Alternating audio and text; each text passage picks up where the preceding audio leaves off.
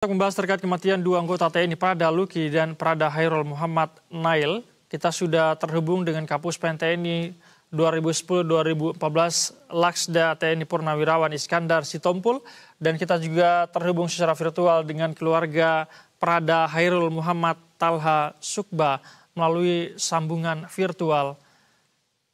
Selamat sore, Bapak-Bapak. Selamat sore. Selamat sore, Pak. Baik, terima kasih sudah meluangkan waktu untuk kami. Saya mau ke Pak Talha dulu mungkin selaku keluarga begitu ya. Sejauh ini Pak Talha, kapan atau informasi apa yang terakhir didapatkan oleh keluarga berkaitan dengan kematian Prada Hairul? Informasi terakhir yang kami terima, keluarga mengajukan agar dilakukan otopsi begitu ya. Seperti apa informasi terakhirnya? Jadi kemarin Pak, keluarga mengajukan untuk dilakukan hasil otopsi karena informasi adanya kematian adik kami ini disebabkan karena jatuh di kamar mandi, tapi kita bantah hal tersebut. Makanya kita melakukan otopsi kepada adik kami, Pak. Baik, lantas sudah dilakukan otopsi, hasilnya seperti apa? Kalau hasilnya belum sampai kepada kami, Pak, tapi sudah ada pelaku yang ditahan, Pak, menurut informasi yang kami dapatkan. Oke. Kalau dari pihak keluarga sendiri, ini kejanggalan apa saja sebetulnya yang ditemukan sehingga curiga ini tidak mati secara wajar begitu ya, sehingga harus meminta dilakukan otopsi? Kecurigaan apa saja yang ditemukan oleh pihak keluarga? Jadi banyaknya luka-luka, Pak, yang ditemukan di badannya, termasuk di telinga ada yang menghitam, di leher, di bagian punggung, bahkan di pangkal paha, dan di betis. Gitu. Sudah banyaknya pernah luka-lukanya, Pak.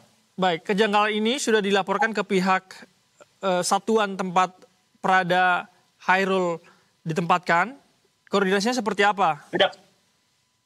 Jadi pada malam itu, Pak, kami di saat keluarga tiba di Rumah Sakit Syekh Yusuf, kami langsung melakukan pelaporan ke Pomdam Hasanuddin. Dan besoknya kita melakukan otopsi di Rumah Sakit Bayangkara. Oke. Lantas responnya seperti apa dari pihak Pomdam Hasanuddin? Alhamdulillah, Pak, sudah banyak informasi yang kami dapatkan, termasuk pelaku-pelaku dan saksi-saksi di kesatuan ya, di markas Arhanus tersebut. Sudah ada yang diproses sekitar puluhan orang, Pak. Berapa orang? Dan yang ditahan, saya dapatkan informasi tiga orang yang sementara ini ditahan sebagai pelaku. Berarti untuk sementara sudah terkonfirmasi kecurigaan keluarga bahwa itu terjadi penganiayaan, dugaan sementara? Memang kami, Pak, menduga adanya penganiayaan sehingga mengakibatkan adik kami ini meninggal dunia, Pak. Baik, saya ingin ke Pak Iskandar. Pak Iskandar, Anda yang memiliki banyak pengalaman begitu ya di dunia TNI, dunia militer. Seperti apa Anda melihat kasus ini? Ada Prada Hairul, kemudian sebelumnya juga kita dipertontonkan berita mengenai Prada Luki di Nagekeo NTT begitu ya. Apa sebetulnya yang terjadi? Apakah ini hal yang kerap terjadi dalam tradisi TNI atau seperti apa sebetulnya sampai ada yang meninggal? Oke, jadi pertama sekali ya pada saudara almarhum Hairul ya, keluarganya kita berduka cita yang dalam. Semoga arwah diterima di Tuhan Yang Maha Kuasa. Jadi masalah-masalah begini, kalau saya coba cepat membaca ya kejadian ini kan masalah tradisi, ya masalah tradisi. Namun belum tuntas banget ya apa penyebabnya. Namun di sini tradisi, saya bisa ceritakan begini biasanya. Kalau ada prajurit-prajurit baru masuk ke satu kesatuan, dia ini kan dari Arhanud ya kalau nggak salah, batalion Arhanud. Ini kan kalau saya baca cepat itu kan Prada itu kan Prada itu pangkat yang paling rendah di bawah. Nah, tentunya ini ada juniornya masuk.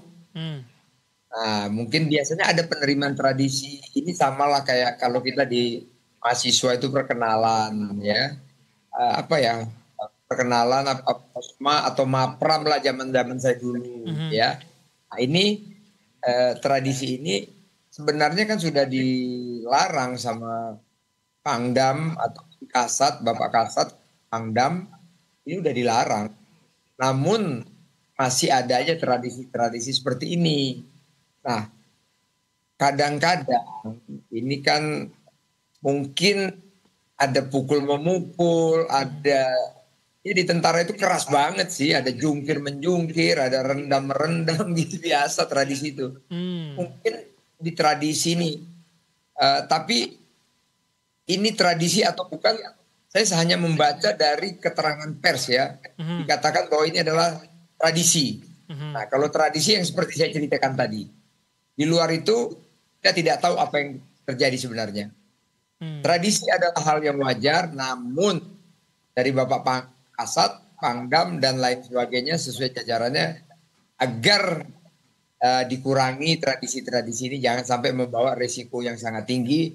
Usahakan tradisi itu adalah pembinaan, misalnya dia memperkenalkan kesatuannya, ya ini loh batalion kita, ini loh pejabat-pejabatnya, ini loh begini, dan juga masalah tata tertib militer, biasanya begitu. Tapi Pak Iskandar, adakah pihak yang mengawasi ini, misalnya agar tradisi ini tidak sampai berlebihan dan merenggut nyawa prajurit? Ada. Tradisi ini biasanya memang ada satu acara yang dibuat, kesatuan itu tahu. Kesatuan tahu tradisi-tradisi ini. Namun ya ini mungkin kelewat batas, mungkin bagaimana. Tentunya dari Danpom saya baca itu kan kita menunggu apa sih sebenarnya yang kejadian ini. Sudah ada saksi ya, berapa orang, 3 atau 4 orang. 3 orang informasinya. Nah, dari Pomdam mengatakan mari kita tunggu dulu apa sih sebenarnya kejadian. Namun yang saya bisa bicarakan di situ saya ambil poin tradisi. Kalau tradisi adalah prajurit baru yang masuk kesatuan. Itu dia. Jangankan prajurit, perwira juga ada kok. Zaman di akademi militer juga ada kok tradisi-tradisi seperti ini. Namun ini apakah terukur? Ini yang kita nggak tahu. Ini yang saya bisa sampaikan. Baik. Artinya sampai ada yang berujung pada meninggalnya prajurit, berarti sudah melewati batas-batas yang ditentukan begitu Pak Iskandar ya? Betul, tentunya pasti seperti itu. Baik, saya kembali. Kita tunggu nanti katanya kan ada otopsi dan lain sebagainya dari keluarga. Kita lihat keterangan-keterangan saksi apa sih sebenarnya yang terjadi ini kan? Kan kalimatnya di situ cuma tradisi gitu. Baik. Saya ingin kembali ke Pak Talha. Pak Talha, kalau dari kacamata keluarga sendiri bagaimana kemudian sosok almarhum ini, Prada Hairul, sampai akhirnya bisa meninggal dunia pada saat masuk TNI begitu ya. Bagaimana sosoknya sampai kemudian bisa meninggal dunia? Jadi sosok pribadi Prada Hairul itu adalah pribadi anak yang sangat disiplin, baik hati, sopan santun dalam berbicara, Pak. Iya. Bahkan sebelum terakhir panggilannya ke ibundanya sendiri, dia sempat mengingatkan keluarganya agar sholat, jangan lupa sholat, jaga kesehatan. Pak Talha, tapi sebelum kejadian ini, apakah almarhum ini pernah berkomunikasi dengan keluarga, misalnya mengeluhkan tradisi tadi yang disebutkan oleh Pak Iskandar yang cukup berat, yang mungkin bagi almarhum tidak kuat menghadapi itu. Pernah ada komunikasi? Kalau ke saya belum pernah ada, Pak. Tapi kadang ada teman-teman yang pernah diceritakan bahwasanya sangat tersiksa katanya. Bahwasanya dia pernah mengalami penyiksaan yang berlebihan, yang tidak sesuai dengan pelanggarannya. Dia pernah sampaikan begitu juga. Baik. Lantas sekarang sudah ada 3 orang begitu ya yang ditahan sebagai saksi, diperiksa sebagai saksi. Apa harapan keluarga terhadap pihak-pihak yang ditahan ini? Kalau harapan saya Pak ya, para pelaku ataupun saksi itu yang diduga ya, pelaku. Kalau memang tohnya dia bisa terpidana ya sebaiknya dihukum seberat-beratnya Pak. agar kiranya tidak ada lagi kejadian perada-perada yang meninggal lagi, Pak. Baik, ini kami sangat sayangkan, sangat sayangkan sekali, Pak. Adik kami ini adalah sosok yang sangat sopan dan sangat santun. Tiba-tiba mati dibunuh, entah apa kesalahan yang membuat dia sampai seperti itu. Baik, Pak Iskandar, apakah Anda ingin merespon harapan dari keluarga? Jadi begini ya, saya ini kan baru kasus ini kan rame ini, yang kemarin ada almarhum Luki, ada yang sekarang almarhum Hairul. Kita semua purnawirawan, kita semua senior turut prihatin banget masalah ini, ya turut prihatin banget. Namun di sini saya mau menyampaikan beberapa poin. Yang pertama, ya saya mau menyampaikan di tentara adalah kehidupan itu sangat keras, ya sangat keras. Sehingga manakala kita ingin masuk ke tentara, jangan sekali-sekali kita itu tidak mempunyai kondisi yang bagus, apakah mental, apakah kesehatan, apakah mental kita, kesehatan kita, dan lain-lain sebagainya. Kita itu harus siap banget. Kenapa saya katakan gitu? Tentara adalah kehidupan yang keras. Ini saya buat 2 kotak. Kotak pertama, kotak dalam keadaan damai. Itu oke, kita semuanya sesuai dengan SOP yang ada. Ya, SOP yang ada ya maksudnya kita pembinaan, kita mengadakan pembekalan, kita mengadakan segala macam pemberian wawasan-wawasan dan lain sebagainya. Tapi pada saat kita dalam pendidikan, kita tuh dididik sangat keras manakala masuk kotak kedua. Kotak kedua itu apa? Dalam keadaan perang. Manakala kita dalam keadaan perang tertangkap, itu bukan main kerasnya, lebih keras dari apa yang ada di pembinaan di batalion-batalion itu. Nah, di sini kita harus bisa menyikapi manakala kita masuk tentara, kita harus siap semuanya. Fisik, mental, ya, kesehatan, apapun itu harus siap. Kenapa? Untuk menghadapi masa yang saya bilang tadi, masa perang, pertempuran. Kalau kita ketangkap, waduh itu lebih parah lagi dari pembinaan yang ada dalam keadaan damai.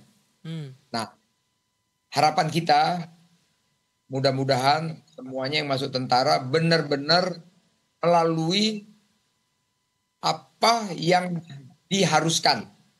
Misalnya kondisi sehat, tidak ada sakit ini, tidak ada sakit itu, tidak ada ini, tidak ada itu. Semua harus sempurna. Nah, saya yakin, saya percaya. Pasti semua ini tidak akan pernah ada kejadian sampai meninggal ataupun mati. Tapi apapun itu Pak Iskandar, kita tidak bisa membenarkan bahwa seorang prajurit tewas di tangan seniornya ya Pak Iskandar ya. Betul, kalau itu saya setuju sekali. Tidak boleh di dalam tangan senior seperti Prada Luki maupun ini almarhum Hairul ya. Tidak boleh. Tadi kan saya udah kasih 2 kotak itu. Kotak pertama masa damai. Kotak kedua masalah perang. Ya. Nah, kita pada saat di kotak awal pendahuluan itu pendidikannya memang untuk menghadapi masa damai dan masa perang. Kita itu digembleng, digenjot, hancur-hancuran. Saya mengalami itu semuanya. Ya kan? Ya, saya jujur aja, saya juga disiksa ampun-ampun dulu itu zaman saya itu. Ya kan? Kadang-kadang nggak bisa lihat matahari saya itu. Nah, ini diharapkan mental kita harus kuat, gitu loh. Mental kita harus kuat. Kita tetap prihatin pada almarhum, kepada keluarga, kita turut berduka cita yang dalam. Jadi harapan kita, ini kan baru kejadian tahun 2025 ini kan. 24 nggak ada, 23 nggak ada, 22 mungkin ada tahun berapa yang lalu itu dulu pernah ada. Nah, maksud saya, ini kenapa ini tahun 2025 kok ada 2 kejadian? Nah, tentunya pertama harus ditarik dulu nih, apa sih masalah sebenarnya? Awal apa ini? Sebab akibat itu kan ada. Tadi kalau yang di Goa ini kan pembinaan, jadi sebab akibatnya adalah pembinaan. Nah, mungkin pembinaannya ini bagaimana metodenya? Kita cari ini, ya. Tapi kalau Prada Luki, apa ini penyebabnya kenapa sampai meninggal? Kan tidak dikasih tahu apa sebab akibatnya sampai ada meninggal ini kan. Yep. Nah ini kita tunggu sama-sama semuanya dari Baik. auditor militer nantinya. Nah ini juga yang saya ingin meminta pandangan Anda Pak Iskandar berkaitan dengan persidangan di Pradaluki begitu ya. Terbaru ada keterangan yang berbeda saat hadir di persidangan dengan apa yang ada di berita acara pengadilan BAP begitu ya. Sampai auditor marah-marah di tengah persidangan. Apa tanggapan Anda berkaitan hal ini? Apakah memang ada sesuatu yang ingin ditutup-tutupi sampai kemudian ada perbedaan keterangan seperti itu? Atau seperti apa sih dinamika yang terjadi dalam persidangan militer biasanya? Ya kalau saya lihat kan itu semua masalah pada saat di BAP kan. Kan semua sebelum ke auditor militer pasti POM itu kan mengadakan BAP. Sesuai dengan SOP POM kan yang mengadakan BAP. Nah di dalam BAP itu kenapa berubah-ubah? Bukan di auditor militer aja suka kejadian gitu kan. Di peradilan umum juga suka tuh kejadian itu BAP berbeda-beda. Nah tentunya si pemberikan kesaksian di BAP itu kan ditanya A, B, C dia jawab, A, B, C dia jawab. Kenapa berubah-ubah? Ada 2 poin. Apakah pada saat ditanyakan itu ada tekanan atau memang manusianya ini berbelit-belit kan begitu. Makanya auditornya marah-marah itu. Nah ini kita tunggulah nanti. Si auditor ini kan saya lihat itu saya juga mengikuti agak keras orangnya sampai marah-marah itu kan. Nah mungkin dia kesel ini orang kok nggak punya prinsip begitu menurut saya. Kita tunggu nanti. Intinya keluarga harus tetap optimis dengan hasil yang ada di persidangan nanti ya Pak Iskandar ya. Oh, pasti. Di sini saya mau nyampaikan. Auditor militer itu saya yakin saya percaya pasti lebih keras dari peradilan dari peradilan umum. Saya yakin saya percaya. Karena di tentara itu ya jangan sampai seperti inilah kepada junior-juniornya. Nggak boleh begitu. Baik. Kita akan nantikan seperti apa nanti prosesnya. Terima kasih Pak Iskandar sudah berbagi informasi bersama kami. Pak Tahla juga terima kasih banyak. Kami turut berduka cita atas meninggalnya Prada Hairul. Terima kasih banyak. Selamat sore.